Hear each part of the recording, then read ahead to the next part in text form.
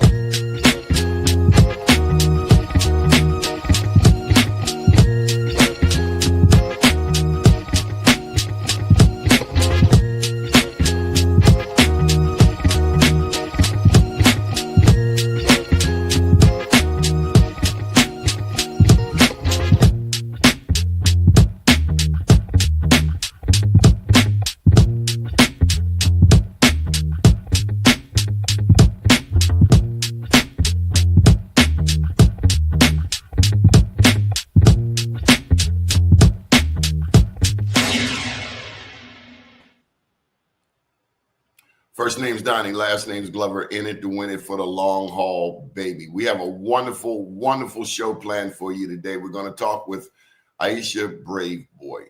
She's currently the Prince George's County State's Attorney, and she's running for county executive. Welcome to the show. How are you, ma'am? I'm wonderful. How are you, Doni? Blessed by the best. What have you been up to? Well, I have been working hard, as you probably know. We are, while everyone else is, I guess, preparing for the holiday season, my office, we're still preparing for trials. In fact, we had 3 homicide trials just last week, and we got 3 guilty verdicts on first-degree murder. All came in on the same day. So that was a huge victory for the entire office. But we are preparing for trials that are coming up in January. In fact, I have one myself mid-January. So it's a busy time, but I'm also blessed and have been working hard to get out my message to the people of Prince George's County because I want to be their next county executive. You have a political career that goes back to 2002. How'd you get started? Well, I got started in politics locally, really, because my dad said, hey, you should work on a campaign. And I was, working for the federal government at the time. I had just graduated from law school in 2000. So in 2001 or so, I started working on a political campaign for the then state's attorney who was running for county executive, Jack Johnson. And he was successful in winning that race, and then asked me to come and work for local government, which I did for about 3.5 years before I ran for state delegate. And the rest is history. That was 2006, and so much has changed since then. Yeah. Politically, we got a chance to see in that era the Baltimore, Prince George's Baltimore connection, the power. There was a resurgence. I remember years ago when Tommy Broadwater first came on the scene, there was collaboration, but this was in our era, a new page had been turned where Baltimore and Prince George's, we were working together. Do you remember that time? I've always been someone who loved to work with others. We have some issues that are maybe a little different, but we have so many that are similar. And as my time as delegate, and then, of course, as chair of the Black Caucus, I really focused on those areas where we had a lot of similarities, a lot of unity around positional and issues that were important to us, around healthcare, around, making our HBCU stronger, and really focusing on ensuring that there was parity in funding and programming at our historically Black colleges and universities. That was something that all of us across the state cared about and focused on. And so, of course, I was a big part of that. We also wanted the best for our children. We wanted to make sure that they grew up strong and had a really great education. So issues around equity and education funding around the state also was a huge issue that I worked on as a state delegate. A number of other issues, minority businesses. I know we'll get into this a little later, but um, the things that were a little different that I remembered. But again, as a human being, I don't care if you live in Baltimore, Prince George's, or Cecil County. If you're dealing with issues like lead paint poisoning, we all have to care about it. That affected the youngest among us, affected their ability to kind of grow up and be strong and be able to learn at their grade level. I mean, these are important issues that, regardless of where we live and whether or not we're facing it directly, that we should care about. I remember the issue of water and people losing their homes over water, water bills. I mean, that was something that was more unique to the Baltimore area. But again, as someone who just believes in justice and fairness, I mean, that was important to me too. Didn't I come to a fundraiser for you where you had Chrisette Michelle performing? That was not a fundraiser for me. That was actually the Legislative Black Caucus had we had an event for our Legislative Black Caucus weekend, and we had a concert at Bowie State University, and she was the performer. Tell me about Bowie State. Why is that important to the county? Of course, it's the oldest HBCU in the state. Oldest and boldest, as they say. Well, I happen to also be an adjunct professor at Bowie State University, and I teach in the criminal justice department. I teach an independent study course that really focuses on the criminal justice system and how to improve that system through the lens and eyes of the people who are most impacted by it, which are young people. And so it has been just a joy to really mold those young minds and train that next generation of criminal justice leaders in our state. So Bowie, like many of our other HBCUs, they have been really the foundation of helping to create a Black middle class here in the state of Maryland. They are universities that really wrap their arms around their students, recognizing that some of them may have challenges, whether it's financial challenges or maybe educational challenges, that we want to make sure that, as they come into the university, that they have every chance to be successful. So providing tutoring services, mentoring services, and other support services to students is something that HBCUs have always been known for. And certainly schools like Bowie pride themselves in doing that for their students. And when the students come out of that university, they're ready to, rule the world, which I say, and we need them to, quite frankly. Speaking of schools, tell me about Howard University Law. Well, Howard University School of Law is the greatest civil rights institution known to man. It's an excellent law school with tremendous professors and a rich history. Howard lawyers are known to be well prepared and unafraid to take on big issues like discrimination, segregation, fairness around voting and other areas where there have been disparities. And I am so grateful to have graduated from that very important institution, having met some of the most brilliant professors and thought leaders of our time, including now deceased, but my former constitutional law professor, J. Clay Smith, also Nkechi Taifa, who is and has been one of the pioneers in disrupting what we call one of the greatest criminal justice issues that we had, which was the disparity in sentencing between crack cocaine and powder cocaine. At a very kind of early time, Professor Taifa pioneered legal arguments and movements around correcting that injustice.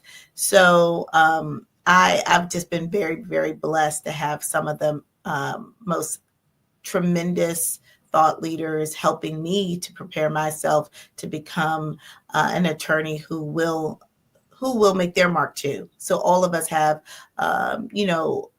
a goal and also a responsibility to leave any place better than we found it. And Howard lawyers understand that responsibility, and we do our best to adhere to the goals and the purposes of our justice system, our legal system, and who we are as Howard lawyers. Names come to mind like Charles Hamilton, Houston, Ike Leggett. Did Elijah Cummings? Thurgood Marshall. Thurgood, the first Black Supreme Court justice. Those are broad shoulders to stand on. Yeah, and you know what? We in each of our lifetimes will face different types of challenges. The question is, where will we stand when those challenges come to us? Will we stand on the side of justice? Will we stand up and speak truth to power? Or will we decide, you know what, we just want to go along and get along because that's what's most politically expedient? And because of those broad shoulders, because of those pioneers, I have always stood for what I believe is right. And I've always had faith that regardless of whether or not the winds were for or against me, if I stood still and I stood in my power and my purpose, that everything was going to be okay. I want you to go back a bit. I want you to tell me about these very two important people in your life. One is named Cuthbert and the other one's named Norma. Who are these people? Well, when I did my announcement, I kind of joked and said, my first election I wanted in, on July 29th, 1974. And there were two voters. And those two voters were Cuthbert and Norma Braveboy. And by the grace of God, I won and was born to both of them and became second daughter. And that has been my favorite title, the title that has meant the most to me throughout my career and lifetime, the title that has given me the foundation that I needed in order to become the woman, the attorney, the political leader that I am today. And I'm grateful for my parents. My father immigrated here from Grenada, and he immigrated to the U.S. to pursue the American dream. He attended Howard University.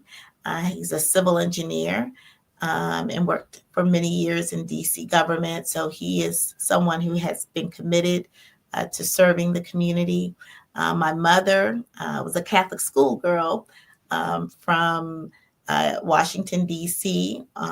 My grandmother, my maternal grandmother, and her family were from Southern Virginia. So as with many, individuals at that time, they kind of traveled north, even though technically this area is still the South. They traveled north of where they were in search for a better life, more opportunities. And so that's what happened. My mother was in Catholic school in DC. She attended both Howard and then eventually graduated from then what was DC Teachers College, but it was the University of District of Columbia today. But they met on the campus of Howard, fell in love, had my older sister and then me. And that's my family background and history. One of the things I've always admired about you is your loyalty. If you're with somebody, you're with them. And I've seen you take a stand. I've witnessed you not falter, not go back on your word. And that is so rare. I'm not a lawyer, I'm in business, but I can tell you trust is everything. No trust, no relationship. Where'd you get that from? How did you come to that type of resolve? Because we've seen flip-floppers, we've seen wishy-washy, and I think you're a summer baby, right? August? July 29th. Yeah, Leo. Leo, yes. Yes. The lioness, yes. Yes. When you take a stand, it is not a game. You're in it to win it. Where did you get that resolve?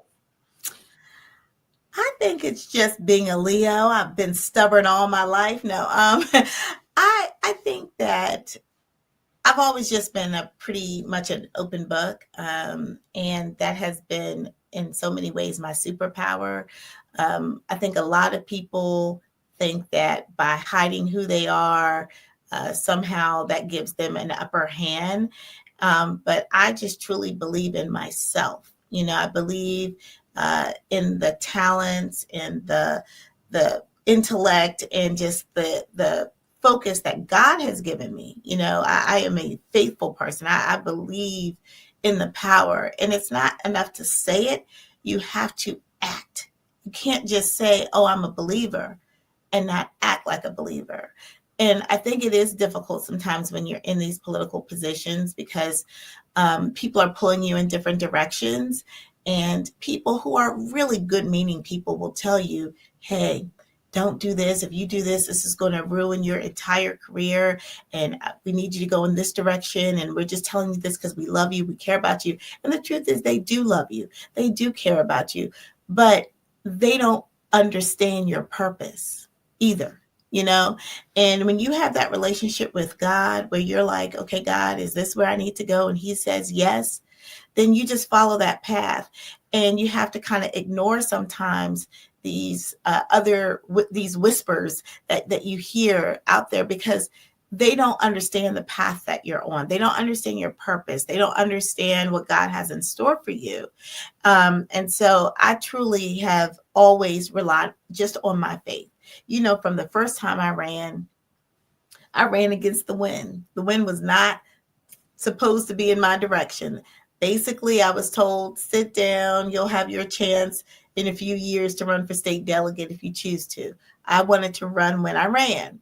And so I didn't run on a ticket. I ran basically against that ticket. The thing that prepared me for was to rely on the voters.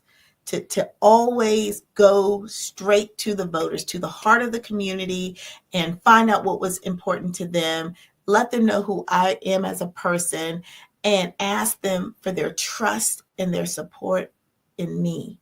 And that's how I have operated in every election. It's great to get endorsements, and don't get me wrong. I love getting endorsements, getting support, but the vote I value most is of those community leaders, those activists, those folks who are on the ground making it happen for little to no money. When they are with you, that means that the community is with you and nothing can stop the community. Being state's attorney. Yes. I think of crime in America. America has 25% of the incarcerated people on the planet. We're only 5% of the world's population, but we have 1 in 4 of the incarcerated persons. You are a Black woman of conscience. I don't believe in my heart that you like incarcerating Black people in particular. We're talking about a majority Black county. Maryland is 30% Black. How do you balance that? I mean, you don't want to celebrate, hey, I locked them up, I gave them life. At the same time, there are victims, on the other hand, who have suffered because of the actions of some selfish individuals. How do you make the office of state's attorney work in your political trajectory? I think you mentioned the right word, balance. Ideally, no one would be locked up because guess what? There would be no crime. But that's unfortunately not the case. That's why we have a criminal justice system. But that criminal justice system must be fair, must be balanced. You talk about the number of incarcerated individuals who are Black, but you can probably find an equal number of victims who are Black as well. So it's not really about race. It's really about humanity. And we all have to be civil and treat each other with respect and dignity. So as state's attorney, my goal, number one, my priority is to keep our community safe. And if that means that individuals can't live in our neighborhoods and in our houses and in our community because they cannot conduct themselves in a way that is fair and that keeps everyone safe, then those are the decisions that they made, and then we have to make other decisions, right, for them. So we make decisions to prosecute them. We make decisions to recommend sentences for them. Oftentimes, depending on the nature of the offense, incarceration is recommended. But the system, again, has to be balanced. So while we do that, we also offered a lot of opportunities for restorative justice. I have several programs in my office that with the goal, quite frankly, of keeping people out of prison, or if they have to go, because some people do, that when they come home, they're ready to come back and be productive and not reoffend. So I look at people for who they are, not just when they commit the offense, but then who they are after serving a significant portion of their time as well. I was the first state's attorney in the state of Maryland to have a sentencing review unit where individuals who've committed some of the most serious offenses, but who have been rehabilitated, who have proven and shown that they can come back to our communities, we have worked to give them second chances. And today, over 80 men and women have been able to come home through our sentencing review unit. We not only review sentences of juvenile lifers, we started doing that actually before the legislation took effect. We had done that a year prior to the legislation being approved by the General Assembly. But we also look at individuals who have served a significant amount of time, 25, 30 years, for serious offenses, but they grew up during that time. They're different people. And I can tell you that those folks are back in the community, working hard, helping to actually, talk to these young people about their choices and why not to make those wrong choices. They have been very productive for our community. And so I see people for who they are. And I'm not afraid to say, you know what, that person deserves a second chance. And I'm going to use the weight of my office to assist that person in coming home.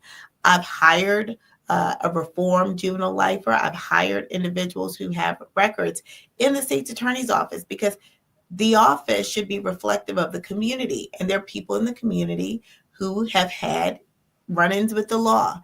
It doesn't mean that they're throwaways. It doesn't mean that they can't contribute. It doesn't mean that they're not intelligent people.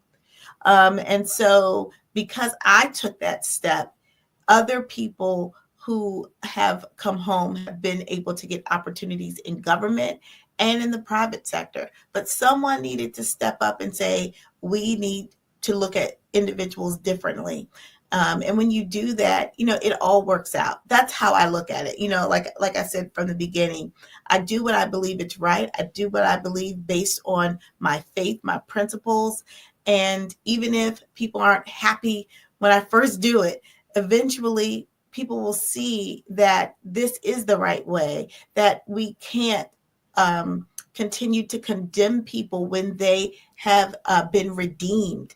And if we believe that redemption is real, then we should allow that. We can't stand in the way for that type of progress. And that is something that has been, I think, tremendous, not just for my office, but for our community. When I see these men and women back in the community, their families are excited.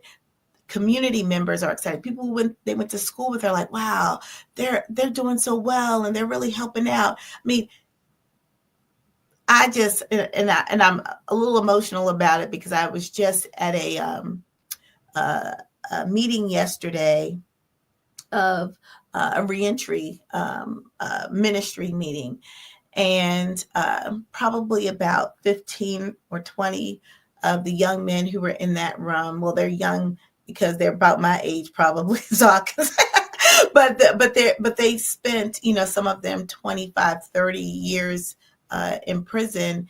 But they are such good people.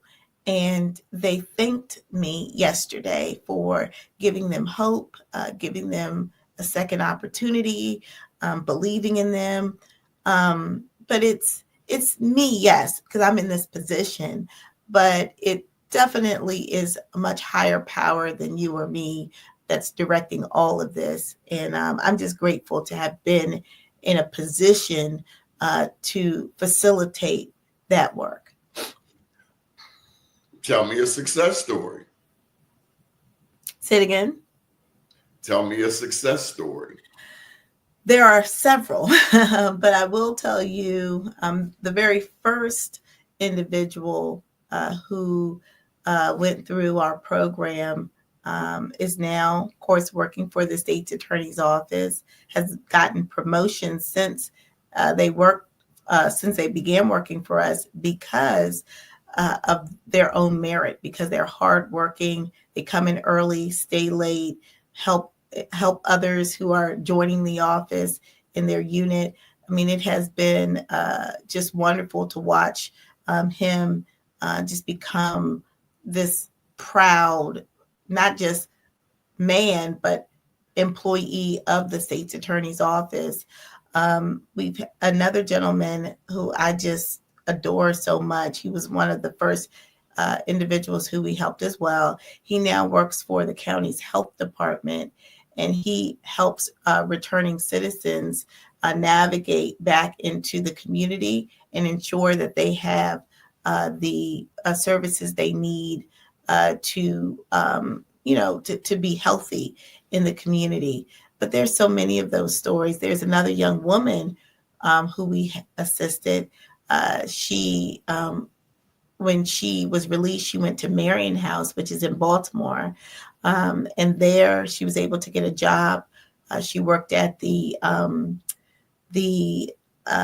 Baltimore aquarium. I think she now has another job, but she worked there for a while, was able to get her own apartment and begin to live her life. But there are countless stories like that. And again, these are people who served their time, became better people, and are now contributing to our communities. Do you find that other states' attorneys around the state of Maryland are as willing as you to give formerly incarcerated people a chance, a second chance? I have not seen that demonstrated. In fact, myself and Ivan Bates were the only two state's attorneys that testified in support of the Second Look Act. It's disappointing, but not surprising that we were the only two thought it necessary for individuals who have served a significant period of time, who've been working on themselves, to get that second chance. It's disappointing that I don't have more colleagues that understand the importance of it. But again, as we lead by example, once we are able to show the 60, 70, 80, 90, 100 stories or more over the years of individuals who have been redeemed, who are back in our community. And guess what? Our communities are, in some instances, more safe, because these are not just men and women. Oftentimes, these are mothers and fathers. Some of them are grandparents. So to have that male, or sometimes female, to a lesser extent, because of course there are more males who are in our prison system, but in that family unit actually strengthens that family unit. So I think sometimes we look at things very one-sided. And yes, I do strongly believe that people who commit offenses should be held accountable, and they should be sentenced appropriately. But the justice system doesn't end at sentencing. It continues. And what do we say? What do we call the institutions that they're housed in? We call them the Department of Corrections, right?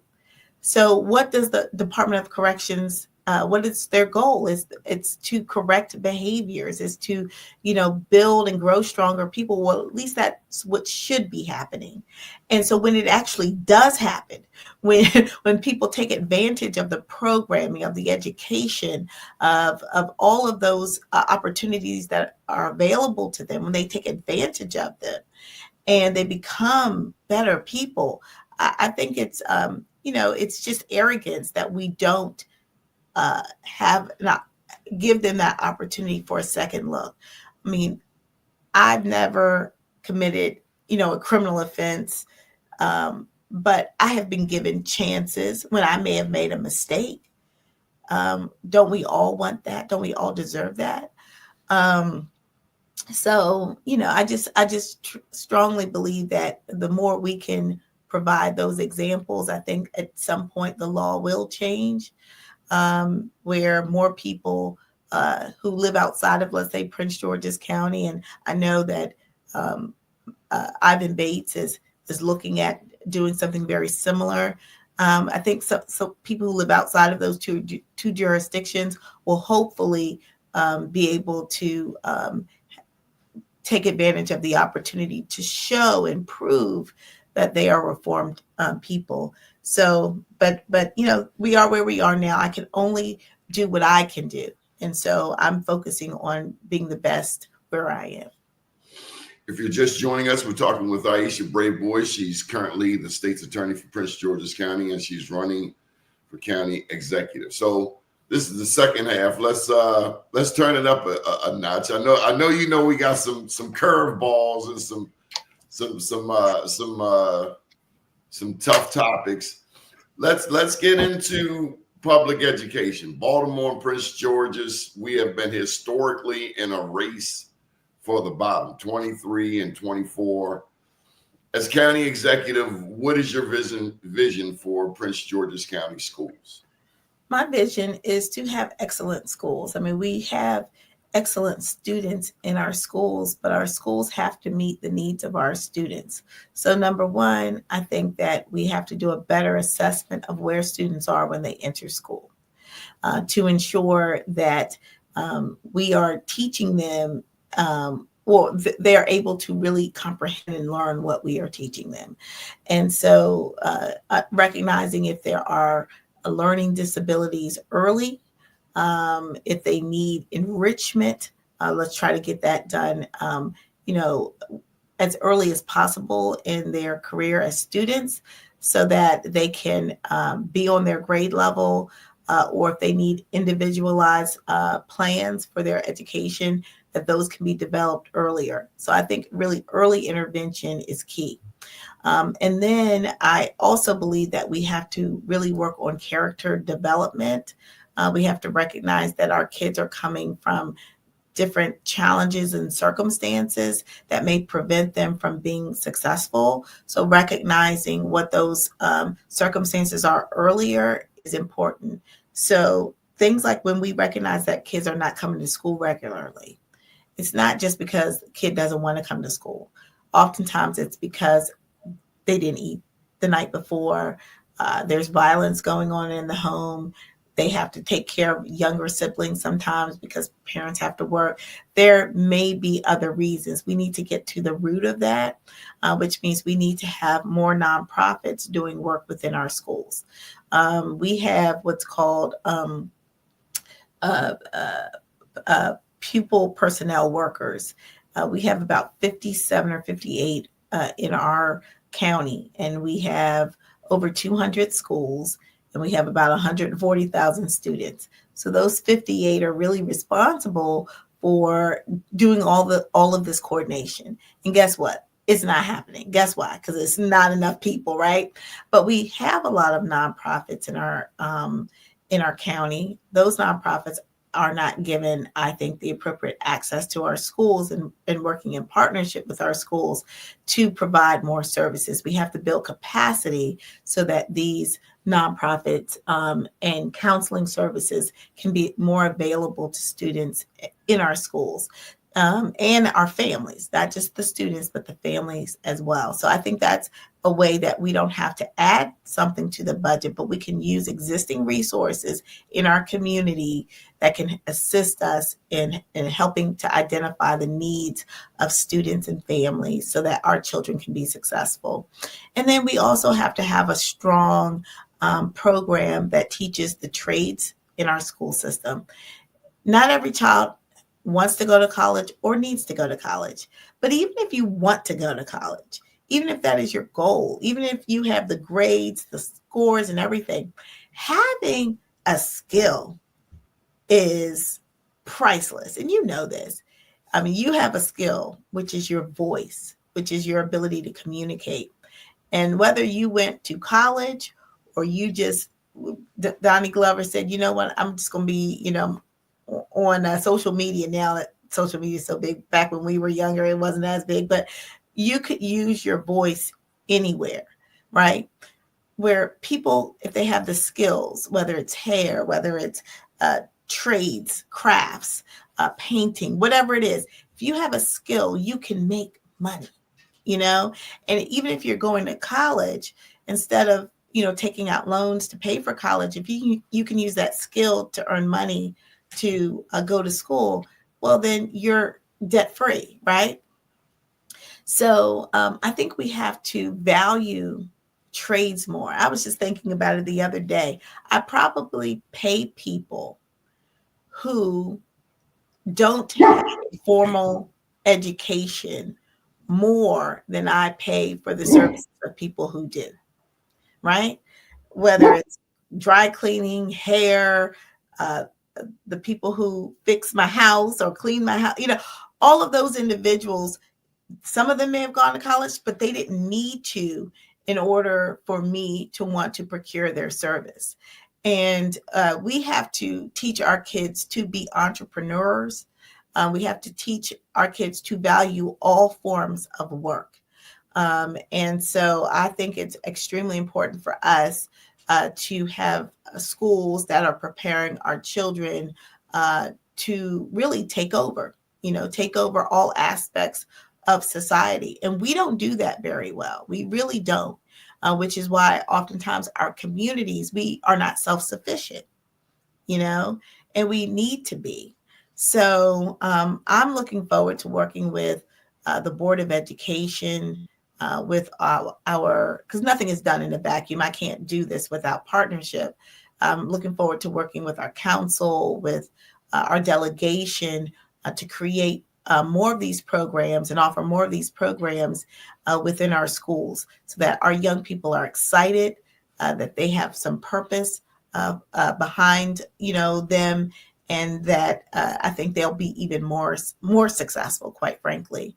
But we have great students. And so while we do have some challenges within our schools, don't let that cover up or hide the fact that there are some brilliant students who are doing quite well, who are going to some of the best universities, and they are achieving. So we can do both, is what I want to get across. We can do both, but we got to have them in school. They got to be in school, and they have to be focused.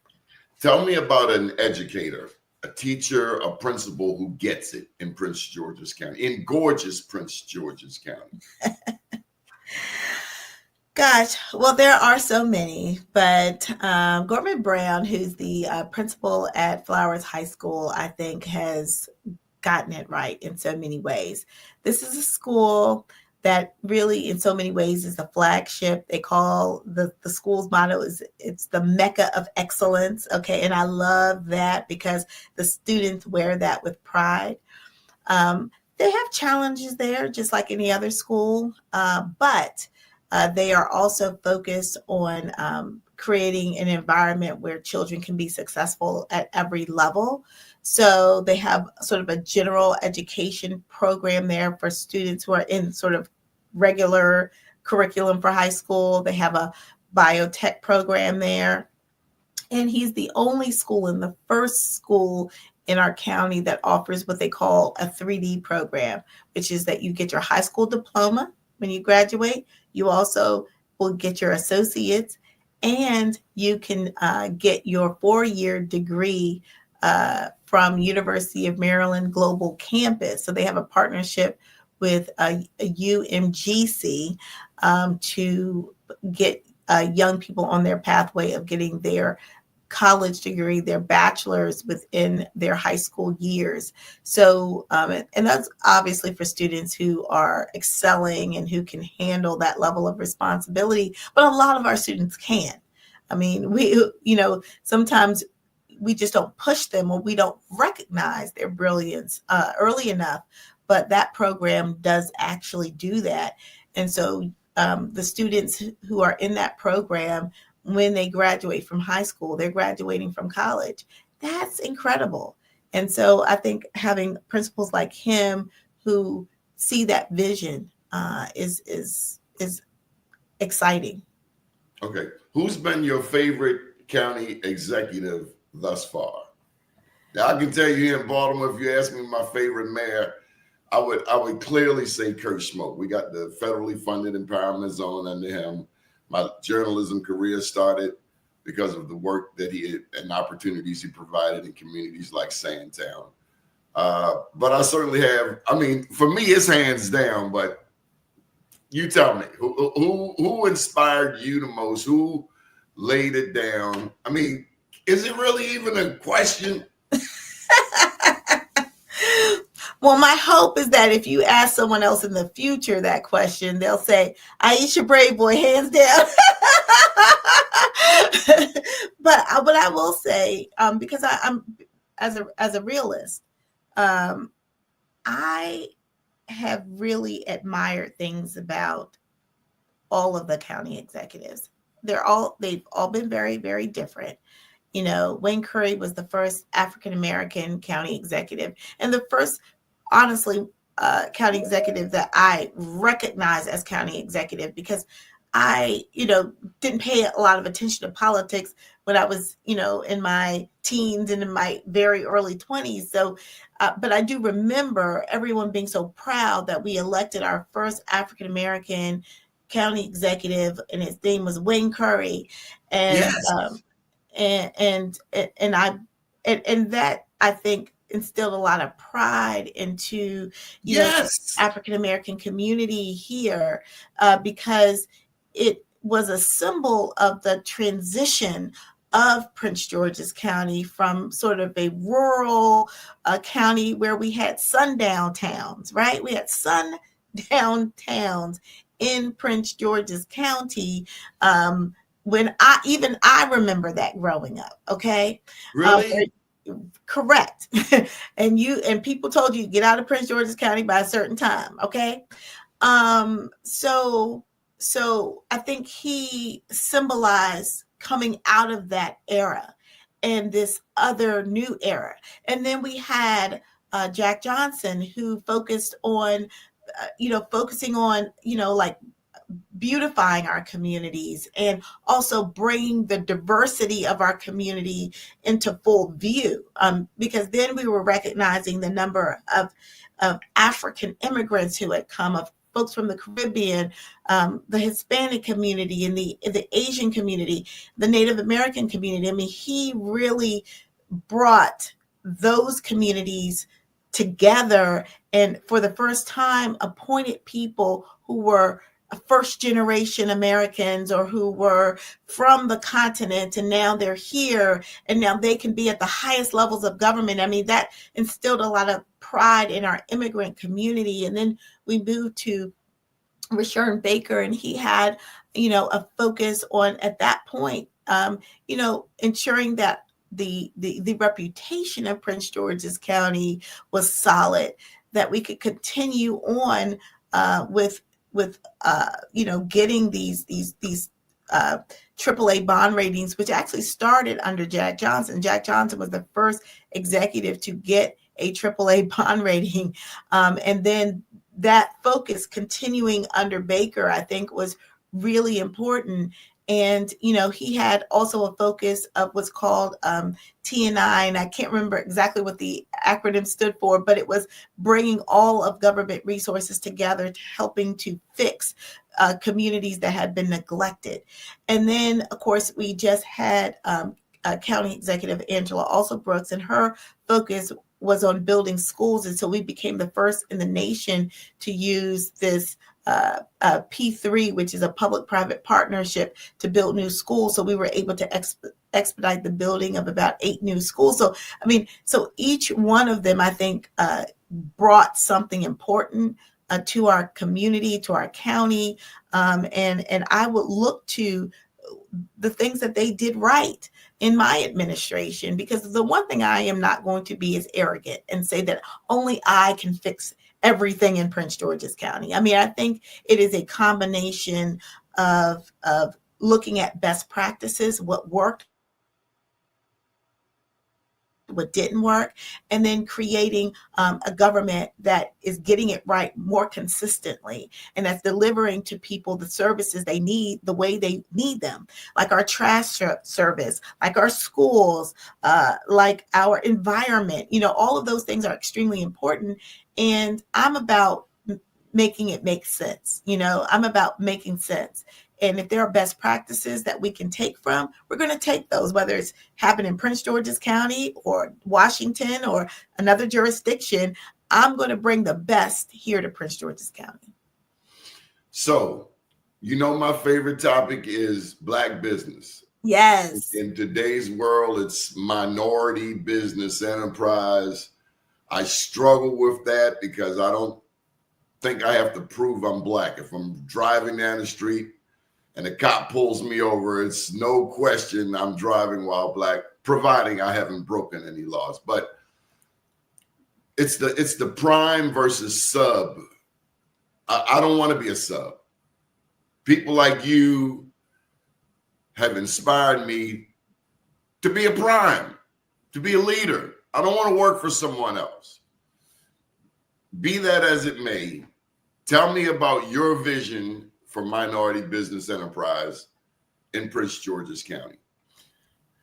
Well, my vision is your vision. I want to see billionaires that are coming out of our county. The reason why it's important that we have billionaires is that billionaires do business with individuals who then become millionaires.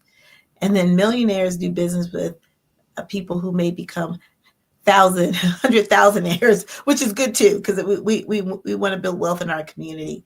And those individuals, all of them are supplying jobs and opportunities for people in our community to earn money, to have a sense of purpose, and to contribute to our local economy.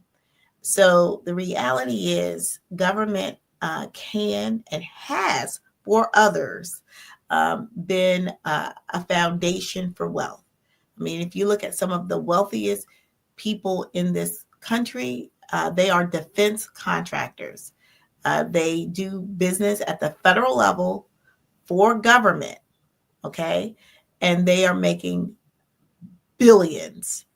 And then they are doing business with who they want to do business with. And those individuals are making millions. And it trickles down into those communities that where they live, with people who they know. And government has to do a better job, especially those governments that serve minority areas. Well, really all government, but in particular, we see the disparity in treatment in contracting. It's not enough for us to say, well, there's a disparity. We got to fix it. We have so many companies that are really good, strong companies that never get any local work. They may be able to do work at the federal level, but when it comes to the county, they're iced out. They're iced out because, not because the executive or the department head doesn't want them to get opportunities. It's because the middle management within these procurement agencies always find a way to say no. Always find a way to say no. Always find a way to stick with the contractors that they've been sticking with for 30 plus years. But guess what? Those contractors don't live in our community. They may be nice people, but they're not recycling. Our dollars are not recycling back into our community. So we can't, just for pure survival. We can't continue to procure our major goods and services, contracts, construction outside of the county. Because when we do that, we take the wealth that's within our county from our taxpayers, and we give it to individuals who don't recycle back into our local economy the way that we need them to. That's why when we're looking at closing $157 million budget deficit, people are always thinking, oh, well, maybe they need to raise property taxes. No, we're not going to raise property taxes. What we're going to do is we're going to raise our standard in how we do procurement, how we do business, so that we're being smarter about making sure that we're recycling the 3 or 4 billion that we're spending yearly in contracting, that we're spending in a way where the individuals who are benefiting are also taxpayers in our local economy. The business tax, the income tax, the employment tax are being paid locally because they're local businesses. That's what we have to focus on. So I'm all about making it make sense. It does not make sense to me that we have not had a strategic plan to spend our dollars in a way that we will not only get the good or service that we're procuring, but that we will get the tax benefits from that as well. And that's the only way you can do that, is if you're procuring more locally. How do we keep Prince Georgians from moving to Charles County? Well, I mean, people are going to move where they believe is, in their best interest. Some move because it's more affordable. Their tax rate is lower than ours. You can buy more home for, for less money, quite frankly. And so some people are going to make those choices. So we do need to build more housing options here.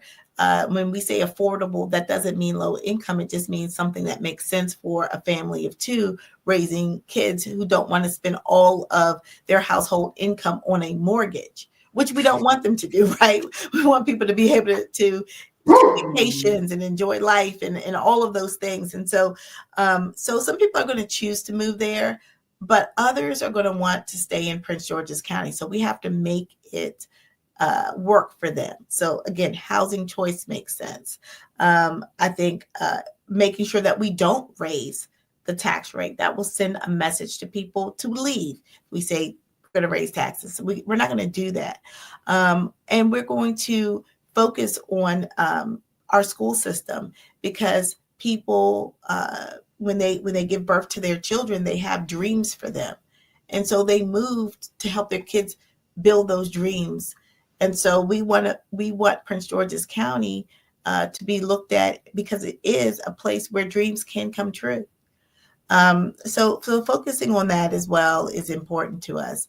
So, I have some plans, some thoughts, some ways I think we can keep people here, but making homes more affordable is key to that, and improving our school system in a way that people can actually see the difference. And then also, valuing our seniors, keeping our seniors here, making it affordable for them to stay in our community, building more senior friendly communities where people can age in place. These are some ways to keep people here. Tell me about healthcare. Prince George's County Hospital comes to mind, but your vision for healthcare in the county. Well, Prince George's County Hospital, which is part of Capital Region Health, a part of the University of Maryland medical system, it's a important asset in our community. But when it was built, it was too small, and we're seeing that now, that we need a larger hospital, and so that's something that I will absolutely be working on. But one of the things that we don't have, which is so important, we don't have a long-term mental health treatment facility in the county. I would like to, in my administration, open a long-term mental health treatment facility where individuals who have serious and complex mental health issues who cannot live safely within a home. That there is somewhere that they can go where their families can visit them, so that those family bonds remain strong, but that they're not in a position to hurt those who they love. And so, How did you come to that?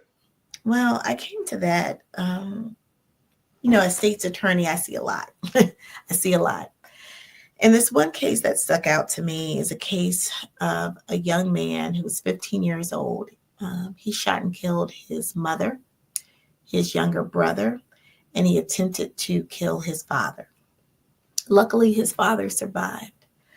I've developed a good rapport with Dad. Dad was both next of kin to his wife and his son, and he was also the father of the defendant in the case. That is a really tough position for anyone to be in, right? And in talking with Dad, he's sad, angry about what happened, but he also cares for and loves his son and recognized that he was going through some mental health concerns. They attempted to get him help, but there was nowhere they could actually place him for an extended period of time. And as a result, they tried to do what they could for him at home. And one day, it became too much. And I don't want any family to have to go through that. So sometimes people say, well, you got to pay more attention to your kids. The parents have to do better. Well, these are parents who were doing everything right. They were involved in their child's life. They, had him in sports and activities and, showed him love, but something happened. And then they tried to get him care, but nothing worked. And there was no place where he could go. And so if I do nothing else, which I plan to do a lot of other things, but treating people who have mental health issues with the compassion and the concern that they need, and helping those families, I'm 100% committed to that. So let's get you on a lighter note. Let's hear your closing argument as to, now you got a crowded field. It's a bunch of names. Sure. What separates you from the pack?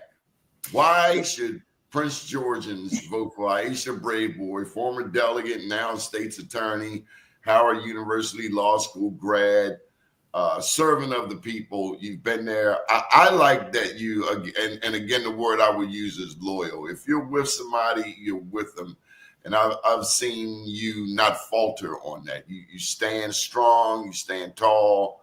And when you make your mind up, that's what you go with. Why should people vote for you? Well, you know what we need. What we need in this community is unity.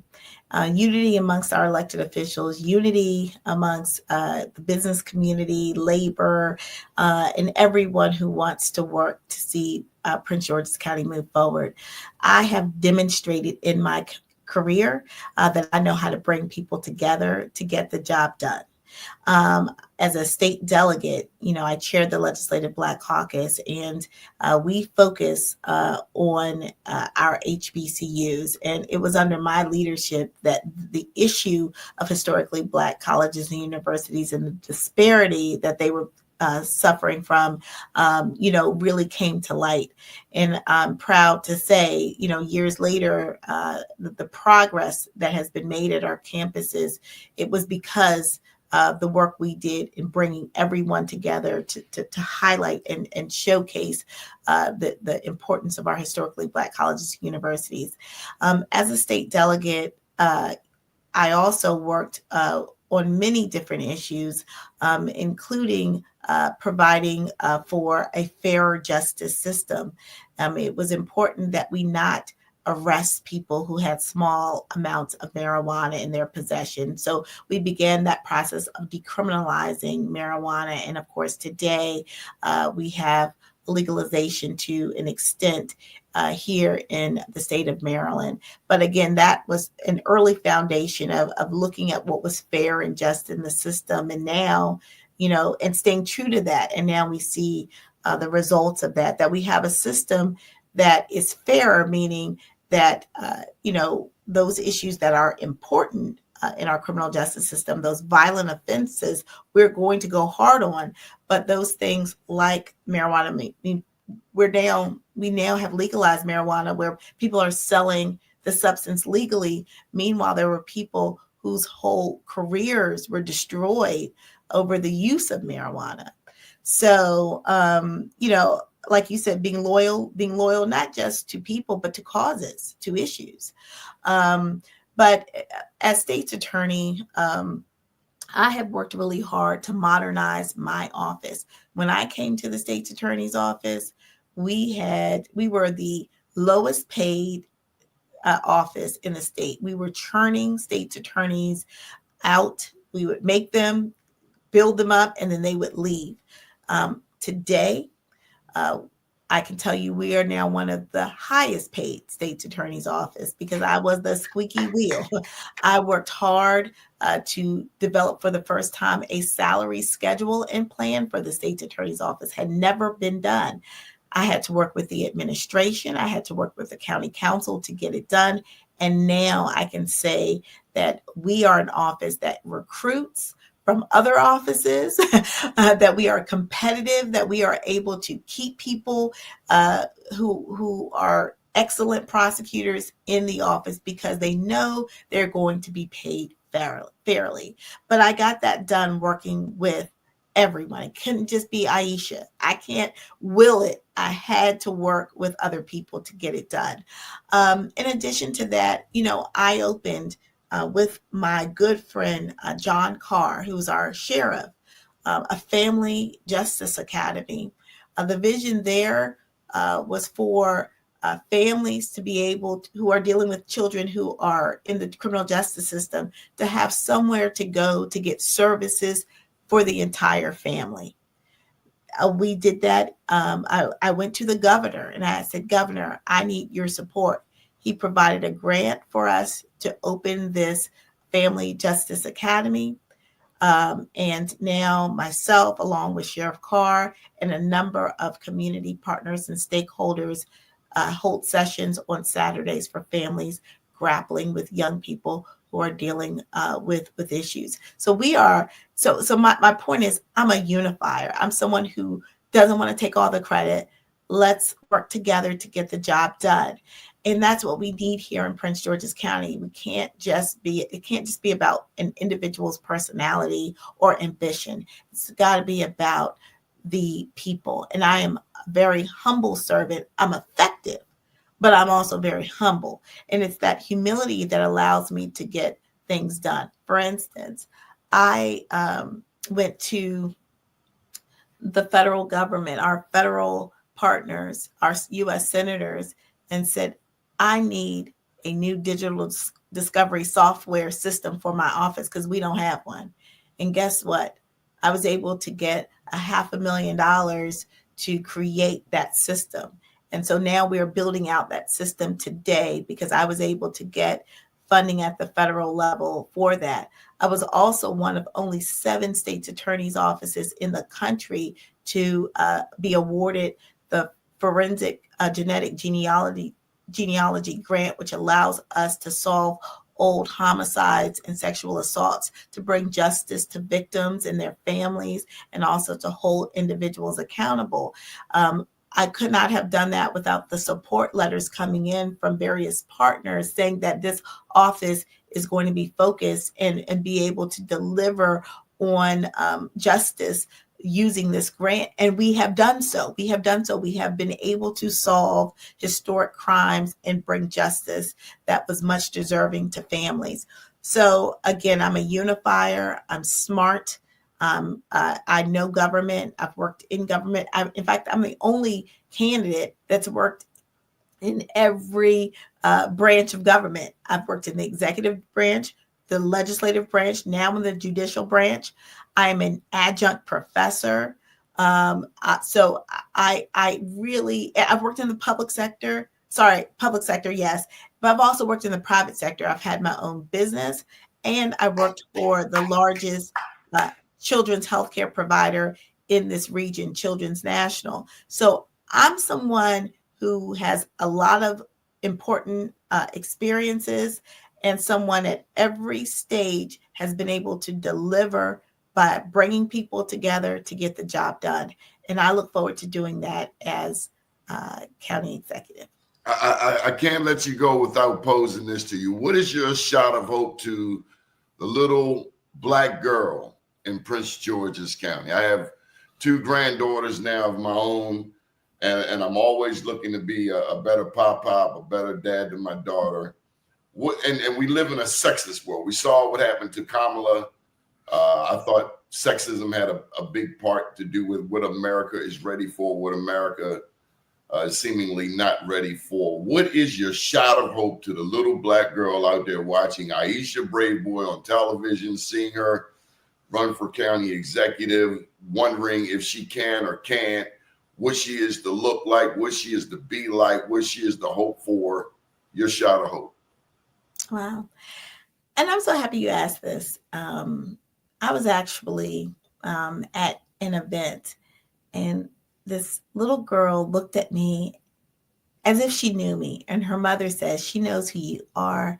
She always lights up when she looks at the news and you come on, because you look like her.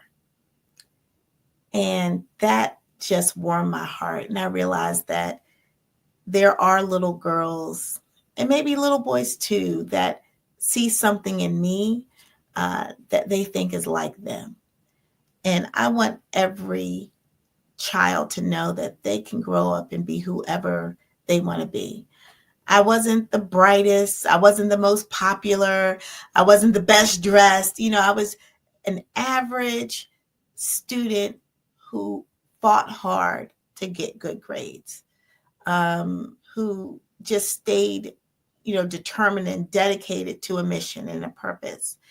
And I've been like that all my life. And so I've had disappointments. I've had failures. I haven't gotten all those things that I thought I should, but that did not deter me from staying focused and believing in myself. And so what I want for every child to know is that you're purposeful. Your life has meaning. Your life has purpose. You are powerful. And to always have that confidence in yourself.